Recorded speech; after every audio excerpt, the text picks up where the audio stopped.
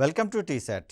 General studies పాఠ్యాంశాల్లో భాగంగా physical science సంబంధించిన అంశాలు చూస్తూ ఉన్నాం. ఈ వీడియోలో మనము విద్యుత్కు సంబంధించినటువంటి మరికొన్ని ప్రాథమిక భావనలతో పాటుగా దానికి సంబంధించినటువంటి కీలకమైన అంశాలు తెలుసుకునే ప్రయత్నం చేద్దాం. ముఖ్యంగా గత వీడియోలో మనము విద్యుత్ అంటే ఏంటి, ఆవేశాల బదిలీ వలన ఎలాంటి ప్రకార్యాలు జరిగేటటువంటి అవకాశం ఉంది, అదేవిధంగా విద్యుత్ శక్మము శక్మాంతరాలకు సంబంధించినటువంటి అంశాలు తెలుసుకున్నాం. ఈ వీడియోలో వాటికి అనుబంధంగా ఉండేటటువంటి విద్యుత్ చాలక బలం గురించి, అదేవిధంగా ఓం నియమానికి సంబంధించి, అదేవిధంగా విద్యుత్ యొక్క కొన్ని రకాలైనటువంటి ఫలితాలను గురించి అధ్యయనం చేసేటటువంటి ప్రయత్నం చేద్దాం. సో ఇక్కడ విద్యుత్ చాలక బలం ఎలక్ట్రాన్లు అధిక పొటెన్షియల్ వైపుకు తరలించడానికి చేయవలసినటువంటి పనినే విద్యుత్ చాలక బలం ఈఎంఎఫ్గా పేర్కొంటూ ఉంటాం. ఎలక్ట్రోమోటివ్ ఫోర్స్గా దీన్ని మనం చెప్తాం. Electromotive force. సో ఈ ఎలక్ట్రోమోటివ్ ఫోర్స్ లేదా విద్యుత్ చాలక బలానికి ప్రమాణాలుగా మనం వోల్ట్ని పేర్కొంటూ ఉన్నాం. ఏదైనా వాహకం గుండా ఎలక్ట్రాన్లు ప్రవహించడానికి కావలసినటువంటి విద్యుత్ చాలక బలాన్ని ఆ వలయానికి లేదా వాహకానికి అనుసంధానించినటువంటి విద్యుత్ ఘటం అనేటటువంటిది అందజేస్తుంది. దీన్నే మనం సెల్ అనేటటువంటి పేరుతో చెప్తూ ఉన్నాం. ఇక్కడ మల్టిపుల్ సెల్స్ని ఒకదానితో ఒకటి అనుసంధానించినట్లయితే ఏర్పడేటటువంటి అమరికను మనము బ్యాటరీ అనేటటువంటి పదంతో చెప్తాం. ముఖ్యంగా సెల్ అనేటటువంటి దాన్ని ఈ విధంగా రిప్రజెంట్ చేసేటటువంటి ప్రయత్నం చేస్తాం. ఇందులో పెద్దగా ఉన్నటువంటి గీత ధన ఎలక్ట్రోడ్ని, చిన్నగా ఉన్నటువంటి గీత మనకు రుణ ఎలక్ట్రోడ్ని రిప్రజెంట్ చేసేటటువంటి ప్రయత్నం చేస్తుంది. సో ఇలాంటి సెల్స్ని మనం అధిక మొత్తంలో ఒకదానితో ఒకటి అనుసంధానించడం ద్వారా మనకు బ్యాటరీ అనేటటువంటి అమరిక ఏర్పడడం చూస్తాం. సో ఇక్కడ మనకు 3 సెల్స్ ఒకదానితో ఒకటి అనుసంధానించబడి ఉన్నాయి కాబట్టి దీన్ని మనం బ్యాటరీ అనేటటువంటి పేరుతోటి పిలవవలసి వస్తుంది. సో అలా మనకు సెల్ లేదా విద్యుత్ ఘటం అనేది ఒక వాహకం గుండా లేదా ఒక వలయంలో ఎలక్ట్రాన్లు ప్రవహించడానికి అవసరమైనటువంటి విద్యుత్ చాలక బలాన్ని అందించినప్పుడు ఆ ఎలక్ట్రాన్లు ఒక ప్రాంతం నుంచి మరొక ప్రాంతానికి ప్రవహించడం ద్వారా దానికి అమర్చినటువంటి విద్యుత్ ఉపకరణాలు పనిచేయడం అనేది మనం ఇక్కడ గమనిస్తాం. ఘటానికి అనుసంధానించబడినటువంటి విద్యుత్ వలయంలో ఎలక్ట్రాన్లు అల్ప పొటెన్షియల్ గల రుణ ఎలక్ట్రోడ్ నుంచి అధిక పొటెన్షియల్ గల ధన ఎలక్ట్రోడ్ వైపుకి ప్రయాణిస్తాయని చెప్పేసి చెప్తూ ఉన్నాం. సో ఇక్కడ మనకు ధన ఎలక్ట్రోడ్ ఇది, రుణ ఎలక్ట్రోడ్ని ఇలా తీసుకున్నటువంటి తరుణంలో మనకి ఇక్కడ ఒక కీ లాంటిది ఉంటుంది. సో దీనికి ఏదైనా ఒక ఉపకరణాన్ని కనుక మనం కనెక్ట్ చేసినట్లయితే ఇది మనకు ధన ఎలక్ట్రోడు, ఇది మనకు రుణ ఎలక్ట్రోడ్గా మనం చెప్తూ ఉన్నాం. సో ఈ సందర్భంలో రుణ ఎలక్ట్రోడ్ యొక్క పొటెన్షియల్ తక్కువ అని చెప్పేసి అంటున్నాం, ధన ఎలక్ట్రోడ్ యొక్క పొటెన్షియల్ అధికము అని చెప్పేసి అంటున్నాం. కాబట్టే చూడండి, ఎలక్ట్రాన్లు అధిక పొటెన్షియల్ ఉన్నటువంటి ధన ఎలక్ట్రోడ్ నుంచి తక్కువ పొటెన్షియల్ ఉన్నటువంటి రుణ ఎలక్ట్రోడ్ వైపుకి ప్రయాణించేటటువంటి స్వభావాన్ని కలిగి ఉంటాయి. సో అలాంటి సందర్భంలో మనము విద్యుత్ యొక్క ప్రవాహ దిశను ఈ విధంగా చెప్తాం. ఎప్పుడు ఈ కీని మనము ఇంటర్ కనెక్ట్ చేసినటువంటి సందర్భంలో ఇక్కడ సాంప్రదాయకంగా విద్యుత్ యొక్క ప్రవాహము ధన ఎలక్ట్రోడ్ నుంచి రుణ ఎలక్ట్రోడ్ వైపుకు ఉంటుంది అని చెప్తాం. సో ఇది విద్యుత్ ప్రవాహం యొక్క సాంప్రదాయ దిశగా మనం పేర్కొంటాం. ధన ఎలక్ట్రోడ్ నుంచి రుణ ఎలక్ట్రోడ్ వైపుకి విద్యుత్ ప్రసారం అనేది ఇక్కడ మనం గమనిస్తాం. మరి వాస్తవానికి ఆధునిక భావన ఏంటి అంటే ఎలక్ట్రాన్లు అధికంగా ఎక్కడ ఎక్కువగా ఉంటాయంటే రుణ ఎలక్ట్రోడ్ దగ్గర ఉంటాయి. కాబట్టి మరి ఎలక్ట్రాన్ల యొక్క ప్రవాహాన్ని మనం విద్యుత్ శక్తి అంటున్నాం. కాబట్టి ఆ సందర్భంలో ఆధునిక భావన ప్రకారము విద్యుత్ యొక్క ప్రవాహము రుణ ఎలక్ట్రోడ్ నుంచి ధన ఎలక్ట్రోడ్కు ఉంటుంది. ఇది కొంచెం మనం జాగ్రత్తగా ఉండాల్సినటువంటి తరుణం. ఎందుకంటే అడిగే క్రమంలో ధన ఎలక్ట్రోడ్ నుంచి రుణ ఎలక్ట్రోడ్కి అడుగుతున్నారా, లేదా రుణ ఎలక్ట్రోడ్ నుంచి ధన ఎలక్ట్రోడ్కి ఎలక్ట్రాన్ల ప్రవాహం గురించి అడుగుతున్నారా, సాంప్రదాయకంగా అడుగుతున్నారా, ఆధునిక భావన ప్రకారం అడుగుతున్నారా, జాగ్రత్తగా చూడాల్సినటువంటి తరుణము. సాంప్రదాయకంగా మనకు విద్యుత్ ప్రవాహం అనేది ధన ఎలక్ట్రోడ్ నుంచి రుణ ఎలక్ట్రోడ్ వైపుకు ఉంటుంది. అధిక పొటెన్షియల్ దేనికి ఉంటుంది అంటే మనకి ఇక్కడ ధన ఎలక్ట్రోడ్కు ఉంటుంది, అల్ప పొటెన్షియల్ రుణ ఎలక్ట్రోడ్కి అనేది మనకి ఇక్కడ కనిపిస్తూ ఉంది. సో సాంప్రదాయకంగా అయితేనేమో ఇటు నుంచి తీసుకుంటాం, ఆధునిక భావన ప్రకారం అయితేనేమో రుణ ఎలక్ట్రోడ్ నుంచి ధన ఎలక్ట్రోడ్ వైపుకి మనము ఎలక్ట్రాన్ల యొక్క దిశను పరిగణించేటటువంటి ప్రయత్నం చేస్తాం. సో ఇక తొలి విద్యుత్ ఘటాన్ని 1786లో తొలి విద్యుత్ ఘటాన్ని 1786లో ఇటలీకి చెందినటువంటి అలెగ్జాండ్రో వోల్టా అనేటటువంటి వ్యక్తి కనుగొన్నటువంటి అంశాన్ని ఇక్కడ మనం గుర్తుంచుకోవాలి. అదేవిధంగా విద్యుత్ ఘటం యొక్క రసాయన శక్తి అంటే విద్యుత్ ఘటం అనేది శక్తి పరివర్తన ఏ విధంగా ఉంటుంది అనేటటువంటి కోణంలో కూడా మనకు క్వశ్చన్స్ పడేందుకు అవకాశం ఉంది. కాబట్టి ఈ ఎలక్ట్రానిక్ పరికరాలన్నింటినీ ఇక్కడ శక్తి పరివర్తన ఎనర్జీ ట్రాన్స్ఫర్మేషన్ అనేటటువంటి దాన్ని ఇక్కడ మనం చూడాల్సి వస్తుంది. ఆ క్రమంలో విద్యుత్ ఘటం అనేది తనలో ఉన్నటువంటి రసాయనిక శక్తిని విద్యుత్ శక్తిగా మార్చేటటువంటి ప్రయత్నం చేస్తుంది. విద్యుత్ ఘటంలోని భాగాలను కనుక మనం పరిశీలిస్తే దీంట్లో ధన ఎలక్ట్రోడ్ అనేటటువంటి దాన్ని యానోడ్గా పరిగణిస్తాం, రుణ ఎలక్ట్రోడ్ అనేటటువంటి దాన్ని క్యాథోడ్గా పరిగణిస్తాం. ఈ రెండింటిని అనుసంధానం చేసేటటువంటి అంశంగా మనకు విద్యుత్ విశ్లేష్యం అనేది మనకు కనిపిస్తూ ఉంది. ఇక్కడ ధన ఎలక్ట్రోడ్గా ధన విద్యుదావేశం కలిగినటువంటి ఎలక్ట్రోడ్ను మనం పరిగణిస్తూ ఉంటాం. దీనికి ఉదాహరణగా రాగి మరియు కార్బన్ కడ్డీల వంటివి మనకు ధన ఎలక్ట్రోడ్లుగా పనిచేసేటటువంటి స్వభావాన్ని ప్రదర్శిస్తాయి.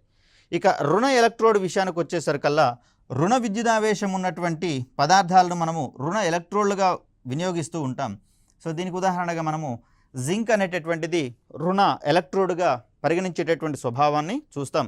ఇక్కడ జింక్ అనేది ఎలక్ట్రాన్లను సప్లై చేసేటటువంటి ధర్మాన్ని ప్రదర్శిస్తూ ఉంటుంది. ఇక ఈ రెండింటిని అనుసంధానించేటటువంటి అంశంగా మనకు ఎలక్ట్రోలైట్ విద్యుత్ విశ్లేష్యం అనేది మనకు కనిపిస్తూ ఉంది. ఇక్కడ మనం గమనిస్తే మనకు ఇది కార్బన్ కడ్డీ అనేటటువంటిది మనకు ధన ఎలక్ట్రోడ్గా పనిచేస్తూ ఉంది, పాజిటివ్ ఎలక్ట్రోడ్గా కనిపిస్తూ ఉంటే మనకు ఇక్కడ జింక్ కంటైనర్ అనేది ఇక్కడ మనకు తొడుగు లాంటి భాగం, బాహ్యంగా కనిపించేటటువంటి తొడుగు లాంటి భాగము జింక్ కంటైనర్గా మనం చూస్తాం. ఇది రుణ ఎలక్ట్రోడ్ నెగటివ్ ఎలక్ట్రోడ్గా పనిచేసేటటువంటి స్వభావాన్ని ప్రదర్శిస్తుంది. ఇక్కడ ధన రుణ ఎలక్ట్రోడ్లు మునిగి ఉన్నటువంటి ద్రవం వంటి పదార్థము, మోస్ట్ ప్రాబబ్లీ ఇది ద్రవంగా కాక పేస్ట్ మాదిరిగా ఉంటుంది కొన్ని ఘటాలలో, మరికొన్ని ఘటాలలో పూర్తిగా ద్రవ రూపంలో ఉండేటటువంటి ప్రయత్నం చేస్తుంది.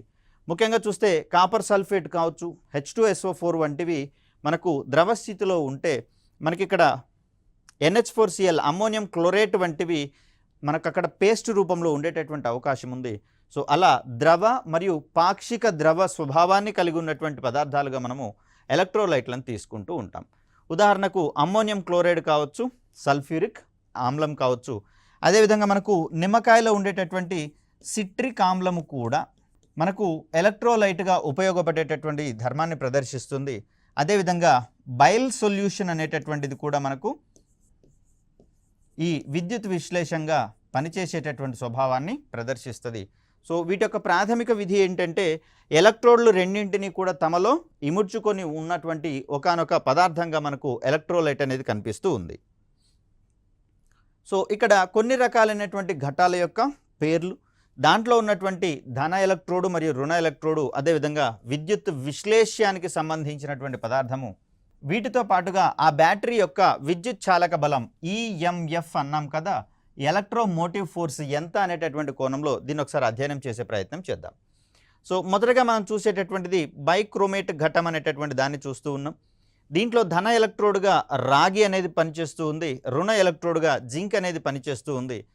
మోస్ట్ ప్రాబబ్లీ అన్ని ఘటాలలో కూడా మనకు జింక్ అనేటటువంటిది రుణ ఎలక్ట్రోడ్గా పనిచేస్తూ ఉంది. కాబట్టి దీని మీద పెద్దగా వేరియేషన్ లేదు. కాబట్టి క్వశ్చన్స్ ఈ పాయింట్ ఆఫ్ వ్యూలో కామన్గా అడిగేటటువంటి అవకాశం ఉంది, అంటే ఒక స్టేట్మెంట్ రూపంలో అడిగే అవకాశం ఉంది. దీంట్లో విద్యుత్ విశ్లేషం ఎలక్ట్రోలైట్ విషయానికి వచ్చేసరికల్లా పొటాషియం డైక్రోమేట్తో పాటుగా సల్ఫ్యూరిక్ ఆమ్లం రెండింటినీ కూడా మనం ఇక్కడ విద్యుత్ విశ్లేషంగా వాడేటటువంటి ప్రయత్నం చేస్తూ ఉన్నాం. దీని యొక్క విద్యుత్ చాలక బలం వచ్చేసి 2 వోల్టులుగా వీటిని మనం చెప్తాం. అత్యధిక విద్యుత్ చాలక బలం ఉన్నటువంటి ఘటంగా మనకు బైక్రోమేట్ ఘటం అనేది కనిపిస్తూ ఉంది. దీనిని నిర్విరామంగా వాడడం కాకుండా మధ్య మధ్యలో కొంత అంతరాయాలు ఇస్తూ వాడడం వల్ల ఇది సుదీర్ఘకాలం పాటు మన్నేటటువంటి స్వభావాన్ని కూడా ప్రదర్శిస్తుంది. ఇక మరొకటి మనము అనార్ద్ర ఘటం, దీన్నే మనము డ్రై సెల్గా పేర్కొంటాం. అంటే ఇది పూర్తిగా నిర్జల ఘటంగా మనం ఇక్కడ చెప్తాం. అంటే ద్రవ పదార్థాలు అనేవి ఇక్కడ మనకు కనిపించవు. దీంట్లో కార్బన్ అనేటటువంటిది మనకు ధన ఎలక్ట్రోడ్గా పనిచేస్తూ ఉంటే జింక్ అనేది రుణ ఎలక్ట్రోడ్గా పనిచేస్తూ ఉంది. ఇక అమ్మోనియం క్లోరైడ్ని పేస్ట్ రూపంలో ఎలక్ట్రోలైట్గా వాడుతున్నటువంటి పరిస్థితిని మనం ఇక్కడ చూస్తాం. ఇక్కడ ద్రవాలేమీ కనిపించవు. మరి దీని యొక్క విద్యుత్ చాలక బలం వచ్చేసరికల్లా మనకు 1.5 వోల్ట్స్. సో నెక్స్ట్ చూడాల్సింది మనకు లెక్లాంచ్ ఘటము. ఇక్కడ రాగిని మనము ధన ఎలక్ట్రోడ్గా వాడుతూ ఉన్నాం. జింక్ అనేది మనకు యాజ్ యూజువల్గా రుణ ఎలక్ట్రోడ్గా వాడుతూ ఉన్నాం. దీంట్లో కూడా మనము అమ్మోనియం క్లోరైడ్ ద్రవాన్ని ఇక్కడ మనము ఎలక్ట్రోలైట్గా వాడుతున్నటువంటి పరిస్థితి. సో దీని యొక్క విద్యుత్ చాలక బలం కూడా మనకు 1.5 వోల్ట్స్ కనిపిస్తుంది. కాబట్టి ఈ క్రింది వానిలో ఏ రెండు ఘటాల యొక్క విద్యుత్ చాలక బలం సమానమైనటువంటి కోణంలో మనం క్వశ్చన్ని ఎక్స్పెక్ట్ చేసేటటువంటి అవకాశం ఉంది. దానికి సమాధానంగా అనార్ద్ర ఘటము మరియు లెక్లాంచ్ ఘటం యొక్క విద్యుత్ చాలక బలం అనేది సమానంగా ఉన్నట్లుగా మనం చూస్తూ ఉన్నాం. దీని తర్వాత మనం చూసేది డేనియల్ ఘటము. దీంట్లో కూడా రాగి అనేది ధన ఎలక్ట్రోడ్గా, జింక్ అనేటటువంటిది రుణ ఎలక్ట్రోడ్గా మనకు కనిపిస్తూ ఉంది. కాపర్ సల్ఫేట్ మరియు జింక్ సల్ఫేట్ రెండింటినీ కలిపి మనం ఎలక్ట్రోలైట్గా వినియోగించే ప్రయత్నం చేస్తూ ఉన్నాం. దీని యొక్క విద్యుత్ చాలక బలం వచ్చేసరికల్లా మనకు 1.09 వోల్టులుగా మనం చూస్తూ ఉన్నాం. ఇక మరొక ఘటంగా మనకు వోల్టా ఘటం అనేది కనిపిస్తూ ఉంది. దీంట్లో కూడా రాగి అనేది ధన ఎలక్ట్రోడ్గా, జింక్ అనేది రుణ ఎలక్ట్రోడ్గా కనిపిస్తూ ఉంటే సజల సల్ఫ్యూరిక్ ఆమ్లము, డైల్యూటెడ్ సల్ఫ్యూరిక్ ఆమ్లంగా దీన్ని మనం చెప్తాము. సో ఇక్కడ కొంత నీటిని కలపడం అనేది జరుగుతుంది, ఎందుకంటే సల్ఫ్యూరిక్ ఆమ్లం యొక్క కాన్సన్ట్రేట్ని తగ్గించేటటువంటి కోణంలో. ఆ సందర్భంలో ఈ ఘటం యొక్క విద్యుత్ చాలక బలము 1.08గా కనిపిస్తూ ఉంది. మరి ఈ కోణంలో కొన్ని ఘటాలను ఇచ్చి వాటిని విద్యుత్ చాలక బలం ఆధారంగా ఆరోహణ లేదా అవరోహణ క్రమంలో జతపరచండి అనేటటువంటి కోణంలో కూడా మనకు క్వశ్చన్ పడేటటువంటి అవకాశం ఉంది. అన్నిటికంటే తక్కువ విద్యుత్ చాలక బలము వోల్టా ఘటంలో మనకు కనిపిస్తూ ఉంటే దాని తర్వాత డేనియల్ ఘటంలో కనిపిస్తూ ఉంది. సో లెక్లాంచ్ ఘటము, అనార్ద్ర ఘటంలో మనకు 1.5 వోల్ట్స్ ఉంది, సమానంగా ఉన్నాయి. వీటి తర్వాత అత్యధిక విద్యుత్ చాలక బలం అనేది బైక్రోమేట్ ఘటంలో మనకు కనిపిస్తూ ఉంది, 2 వోల్టులు. సో ఇలా మనం వీటిని గుర్తుంచుకొని వాటిని ఆరోహణ క్రమం అడిగినప్పుడు లేదా అవరోహణ క్రమం అడిగినప్పుడు అకార్డింగ్లీ మనము వాటిని అరేంజ్ చేయాల్సి వస్తుంది. కొన్ని విద్యుత్ ఘటాలు రసాయన శక్తి మొత్తం విద్యుత్ శక్తిగా మారిన తర్వాత నిర్వీర్యం అవుతాయి, డ్రై అవుతాయి, లేకపోతే డెడ్ అవుతాయి అని చెప్పేసి చెప్తాం. ఇక వాటిలో ఉన్నటువంటి రసాయనిక శక్తి పూర్తిగా నిర్వీర్యం అయిపోయి ఎంత మాత్రము విద్యుత్ శక్తిని ఇవ్వడానికి ఉద్దేశించబడవు. కాబట్టి అటువంటి ఘటాలను మనం ఇక్కడ ప్రాథమిక ఘటాలు, ప్రైమరీ సెల్స్గా మనం పేర్కొంటాం. మోస్ట్ ప్రాబబ్లీ ప్రైమరీ సెల్స్ అనేటటువంటివి ఒకసారి వాడిన తర్వాత తిరిగి పనిచేయవు. కాబట్టి యూజ్ అండ్ త్రో బ్యాటరీస్గా కూడా వీటిని మనం చూడవచ్చు.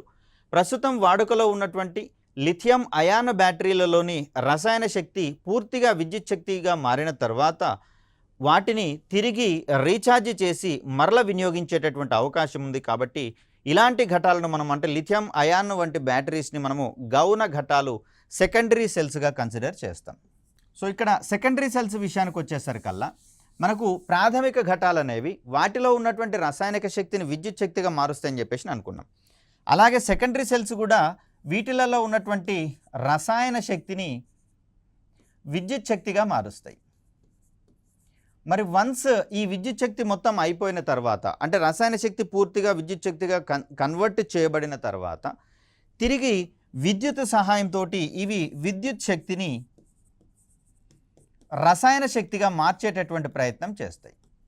సో ఎప్పుడైతే మళ్ళీ రసాయనికంగా ఇవి అయాన్లుగా మారతాయో ఇమీడియట్గా ఈ రసాయన శక్తి తిరిగి విద్యుత్ శక్తిగా వినియోగించుకునేటటువంటి ప్రయత్నం చేస్తాం. కాబట్టి సో ఈ కోణంలో మనం దీన్ని ఆలోచించాలి. అంటే సెకండరీ సెల్స్లో ఉన్నటువంటి రసాయనిక శక్తి పూర్తిగా విద్యుత్ శక్తిగా మారిన తర్వాత తిరిగి విద్యుత్ శక్తి సహాయంతో వాటిలోని రసాయన శక్తిని రీస్టోర్ చేయడం జరుగుతుంది లేదా రీఛార్జ్ చేయడం జరుగుతుంది. వన్స్ అది కంప్లీట్గా రీఛార్జ్ అయిన తర్వాత దాంట్లో ఉన్నటువంటి రసాయన శక్తిని తిరిగి విద్యుత్ శక్తిగా మార్చుకొని మన యొక్క ప్రాథమిక అవసరాల కోసము వినియోగించేటటువంటి ప్రయత్నం చేస్తాం. సో లిథియం అయాన్ ఘటాలను ఆవిష్కరించినటువంటి వ్యక్తిగా మనకు అకిరా మోషినో, ర్యాబిడ్ ఎజామి, అదేవిధంగా జాన్ గూడెనవ్ అనేటటువంటి ముగ్గురు శాస్త్రవేత్తలు కనిపిస్తూ ఉన్నారు. విద్యుత్ జనకము, బల్బు లేదా ఏదైనా ఇతర ఉపకరణము, ఒక స్విచ్, వీటన్నింటినీ వాహకం వంటి ఏదైనా ఒక తీగతోటి అనుసంధానించినప్పుడు ఏర్పడేటటువంటి అమరికను మనము విద్యుత్ వలయము, ఎలక్ట్రిక్ సర్క్యూట్గా మనం పేర్కొనే ప్రయత్నం చేస్తాం. సో ఇక్కడ సాధారణంగా విద్యుత్ జనకంగా మనము ప్రైమరీ సెల్ని వినియోగించేటటువంటి ప్రయత్నం చేస్తాం. దీని తర్వాత ఏదైనా ఒక పరికరంగా విద్యుత్ బల్బు లాంటి దాన్ని మనము గమనించేటటువంటి ప్రయత్నం చేద్దాం. దీని తర్వాత ఒక స్విచ్ లాంటి దాన్ని మనం ఇక్కడ ఏర్పాటు చేసుకుంటాము. సో ఈ రకమైనటువంటి అమరికని మనం ఇక్కడ ఒక వలయంగా, విద్యుత్ వలయము లేదా ఎలక్ట్రిక్ సర్క్యూట్గా మనం పేర్కొనేటటువంటి ప్రయత్నం చేస్తాం. వలయంలో ఈ కీని ఒకదానితో ఒకటి అనుసంధానించినప్పుడు వలయం కంప్లీట్ అవుతుంది. సో దట్ ఎలక్ట్రాన్లు అనేవి రుణ ఎలక్ట్రోడ్ నుంచి ధన ఎలక్ట్రోడ్ వైపుకి ప్రవహించేటటువంటి స్వభావాన్ని ప్రదర్శిస్తాయి. ఒకవేళ ఈ కీని ఓపెన్ చేసినప్పుడు లేదా ఆఫ్ చేసినటువంటి సందర్భంలో వలయము పూర్తి కావడం అనేది జరగదు. కాబట్టి ఈ సందర్భంలో ఎలక్ట్రాన్లు రుణ ఎలక్ట్రోడ్ వద్ద మాత్రమే ఉంటాయి. ఇవి ధన ఎలక్ట్రోడ్కి ప్రవహించేటటువంటి స్వభావాన్ని ప్రదర్శించవు. సో ఇలాంటి అమరిక ఏదైతే ఉందో, అరేంజ్మెంట్ ఏదైతే ఉందో, దీన్నే మనము ఎలక్ట్రిక్ సర్క్యూట్గా మనం చెప్తూ ఉన్నాం. విద్యుత్ వలయంలో ఏవేని రెండు బిందువుల మధ్య శక్మాంతరాన్ని కొలవడానికి వోల్ట్ మీటర్ను ఉపయోగించేటటువంటి ప్రయత్నం చేస్తాం. సో విద్యుత్ వలయంలో విద్యుత్ శక్మాన్ని కొలవడానికేమో వోల్ట్ మీటర్ పనిచేస్తుంది. విద్యుత్ వలయంలో ప్రవహించేటటువంటి విద్యుత్ యొక్క పరిమాణాన్ని కొలవడానికి మనకు అక్కడ అమ్మీటర్ లాంటి పరికరాలు అనేవి ఉంటూ ఉంటాయి. ఇక్కడ విద్యుత్ పరంగా ఒక పదార్థము వాహకంగా పనిచేస్తుందా, అవాహకంగా పనిచేస్తుందా అనేటటువంటి కోణాన్ని వివరించేటటువంటి క్రమంలో ఉపయోగపడే నియమంగా మనకు ఓం నియమం అనేది కనిపిస్తూ ఉంది. నిర్ణీత ఉష్ణోగ్రత వద్ద ఏదేని విద్యుత్ వాహకం గుండా ప్రవహించేటటువంటి విద్యుత్ పరిమాణము ఆ వాహకం యొక్క రెండు చివర్ల వద్ద కల్పించబడినటువంటి శక్మాంతరానికి అనులోమానుపాతంలో ఉంటుంది అని చెప్పేసి అంటున్నాం. సో ఇక్కడ విద్యుత్ పరిమాణం అనేది శక్మాంతరానికి అనులోమానుపాతంలో ఉంటుంది అని చెప్పేసి అంటున్నాం. విద్యుత్ యొక్క పరిమాణము I అనుకుందాము, శక్మాంతరము V అనుకుందాము. అనులోమానుపాతంలో అన్నాం కాబట్టి ఇక్కడ ప్రపోర్షనేట్ అనేది కనిపిస్తుంది. సో రెండు చివరల అధిక వోల్టేజ్ని లేదా విద్యుత్ శక్మాంతరాన్ని కనుక కల్పించినట్లయితే ఇక్కడ ప్రవహించే విద్యుత్ యొక్క పరిమాణం అధికంగా ఉంటుంది. వోల్టేజ్ కనుక తగ్గించినట్లయితే లేదా శక్మాంతరాన్ని కనుక తగ్గించినట్లయితే ఆ వలయంలో ప్రవహించేటటువంటి విద్యుత్ ప్రవాహం కూడా తగ్గేటటువంటి క్రమాన్ని ఇక్కడ మనం చూస్తాం.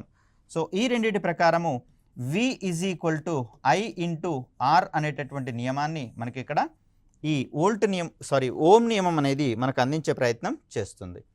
సో ఓం నియమం అనేది ప్రత్యేకంగా విద్యుత్ నిరోధం గురించి వివరించేటటువంటి ప్రయత్నం చేస్తుంది. దీన్నే మనము రెసిస్టెన్స్ అనేటటువంటి పదంగా చెప్తాం.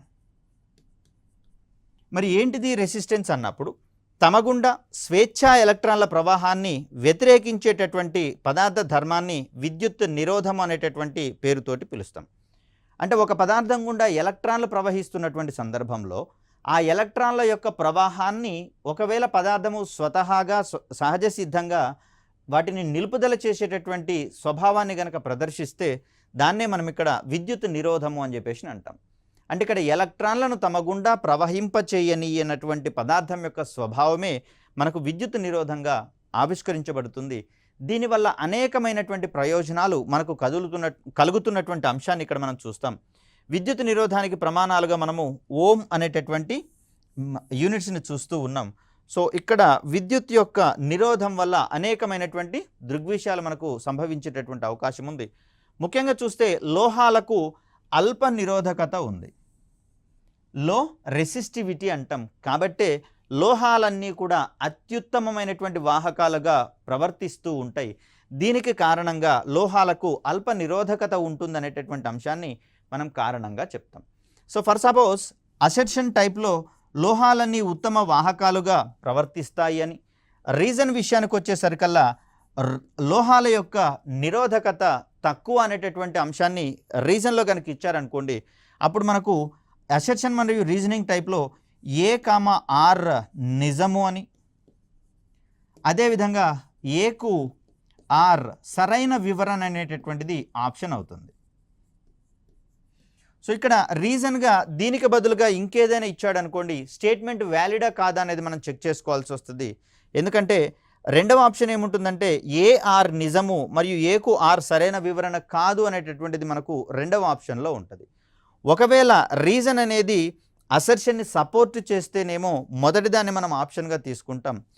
R కూడా నిజమైనటువంటి స్టేట్మెంట్ అయ్యుండి ఇక్కడ R అనేది ఏని సపోర్ట్ చేయలేదు అనుకుందాం, అంటే సరైనటువంటి రీజన్ కాదనుకుందాం. అలాంటి సందర్భంలో రెండవ ఆప్షన్ మనకు సరైనటువంటి సమాధానం అవుతుంది.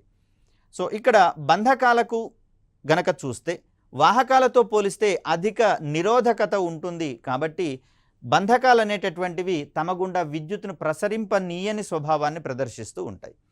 ఫర్ ఎగ్జాంపుల్ ప్లాస్టిక్ని గనక మనం గమనిస్తే దీన్ని మనము విద్యుత్ బంధకంగా పరిగణిస్తూ ఉంటాం. ఎందుకు ఇది విద్యుత్ బంధకంగా ప్రవర్తిస్తుంది అంటే దీనికి అధిక నిరోధకత ఉంటుంది కాబట్టి తన గుండా స్వేచ్ఛ ఎలక్ట్రాన్లను ప్రవహింపనీయదు ప్లాస్టిక్ లాంటి పదార్థాలు. కాబట్టే మనకు ఈ వైరింగ్ చేసేటటువంటి సందర్భంలో రాగి తీగ చుట్టూత ప్లాస్టిక్ కోటింగ్ని పూతగా వేయడం అనేది జరుగుతుంది. తద్వారా రాగి తీగ గుండా ప్రవహించేటటువంటి విద్యుత్ ఏదైతే ఉందో ఇది పరిసరాలకు విడుదల అవ్వకుండా కాపాడడం అనేది జరుగుతుంది. అదేవిధంగా చూస్తే ఎలక్ట్రిక్ స్విచెస్ కావచ్చు, ఎలక్ట్రిక్ బోర్డ్స్ కావచ్చు, వీటిని బేకలైట్ లాంటి పదార్థాలతోటి మనం రూపొందించేటటువంటి ప్రయత్నం చేస్తాము. ఇవి ఉత్తమమైనటువంటి ఉష్ణ బంధకాలుగానే కాదు విద్యుత్ బంధకాలుగా కూడా ప్రవర్తిస్తాయి. కాబట్టి మరి ఆ స్విచ్లను బేకలైట్ లాంటి పదార్థాలతో కనుక తయారు చేసినట్లయితే స్విచెస్ ఆన్ చేసేటప్పుడు మనకు విద్యుత్ ఆఘాతాలు లేదా షాక్ సర్క్యూట్స్ లాంటివి ఎలక్ట్రిక్ షాక్ తగలకుండా మనల్ని మనం కాపాడుకునేటటువంటి ప్రయత్నం చేస్తాం. మరి వీటినే ఎందుకు వాడతామంటే దానికి రీజన్గా మనము ఈ పదార్థాలకు అధిక నిరోధకత ఉంటుంది కాబట్టి ఎంత మాత్రము ఎలక్ట్రాన్లను తమ గుండా ప్రసరింపనీయవు. కాబట్టే వాటిని టచ్ చేసినటువంటి సందర్భంలో మన శరీరం గుండా ఎలాంటి ఎలక్ట్రాన్ల యొక్క ప్రవాహము ఉండదు. కాబట్టి విద్యుత్ షాకుల నుంచి మన శరీరం కాపాడబడుతుంది అనేటటువంటి అంశాన్ని ఇక్కడ మనం గమనిస్తాం. విద్యుత్ నిరోధం యొక్క వ్యుత్క్రమాన్ని అంటే ఇక్కడ R అనేది గనక మనము విద్యుత్ నిరోధంగా తీసుకుంటే 1/Rని దాని యొక్క రెసిప్రోకల్ అంటాం, వ్యుత్క్రమము అంటాము. దీన్నే మనము విద్యుత్ వాహకత్వము ఎలక్ట్రిక్ కండక్టివిటీగా మనం చెప్తాము. దీని యొక్క ప్రమాణాలను మనము ఇందాక ఓం అని చెప్పేసి అనుకున్నాం కదా, దీంట్లో స్పెల్లింగ్ని రివర్స్ చేస్తే మనకు వచ్చేది మో అనేటటువంటి ప్రమాణము. అదేవిధంగా సీమెన్స్ అనేటటువంటి ప్రమాణంలో కూడా ఈ విద్యుత్ వాహకత్వాన్ని వివరించేటటువంటి ప్రయత్నం చేస్తాం. మోరోవర్ విద్యుత్ నిరోధం యొక్క వ్యుత్క్రమాన్నే రెసిప్రోకల్నే మనం విద్యుత్ వాహకత్వంగా పేర్కొంటాం. సో ఇక్కడ పదార్థాల యొక్క నిరోధకత్వాన్ని ప్రభావితం చేసేటటువంటి అంశాలను గమనించే ప్రయత్నం చేద్దాం. ఒక పదార్థం గుండా స్వేచ్ఛ ఎలక్ట్రాన్లు ప్రవహిస్తున్నప్పుడు ఆ స్వేచ్ఛ ఎలక్ట్రాన్ల ప్రవాహాన్ని నిరోధించేటటువంటి లేదా ఎదిరించేటటువంటి పదార్థ స్వభావాన్ని మనం ఇక్కడ నిరోధంగా చెప్పుకుంటూ ఉన్నాం.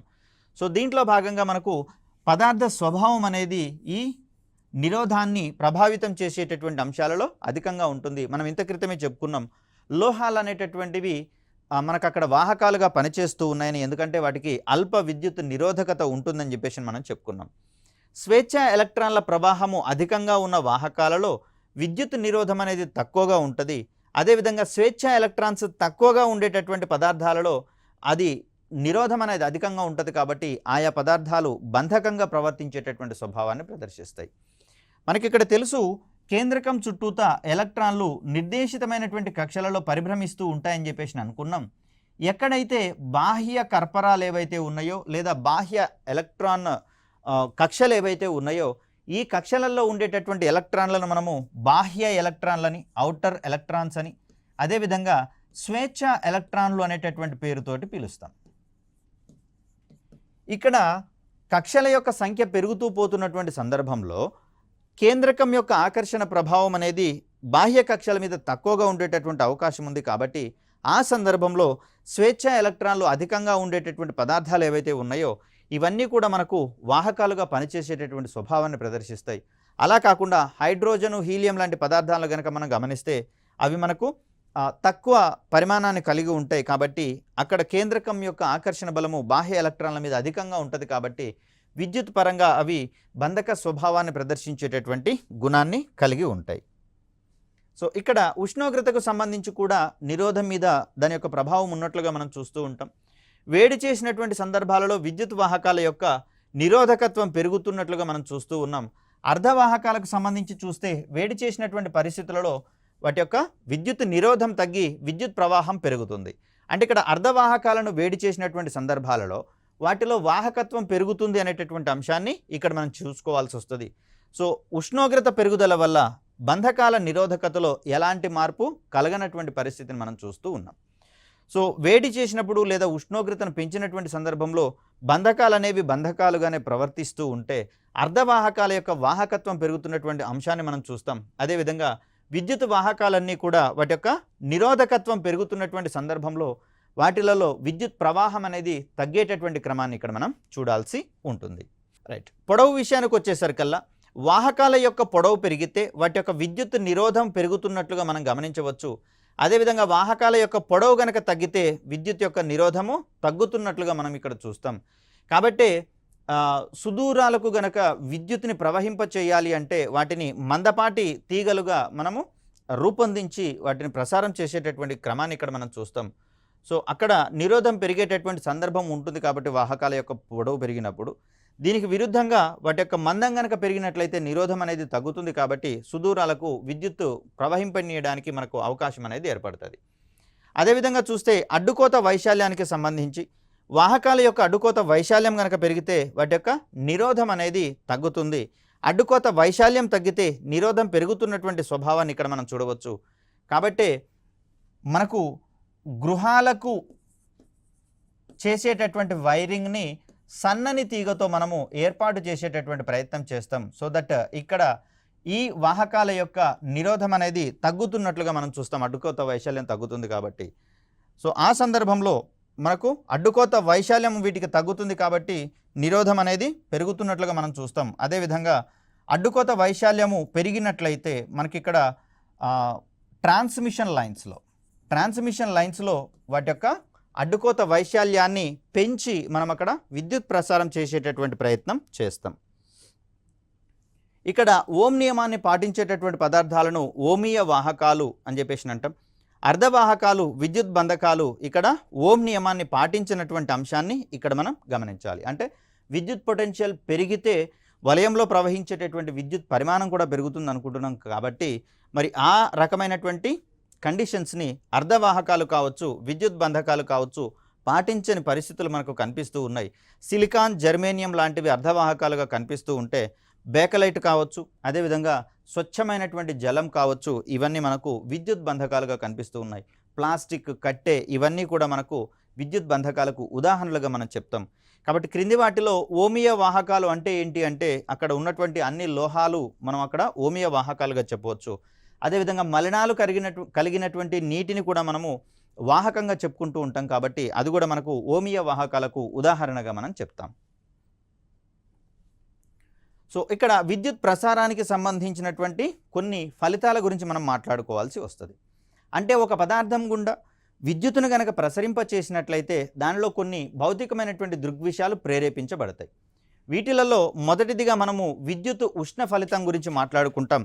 వీటి ఆధారంగా మనకు ఎలక్ట్రిక్ స్టవ్ కావచ్చు, అదేవిధంగా ఐరన్ బాక్స్, హీటర్ లాంటివి పనిచేస్తూ ఉంటాయి.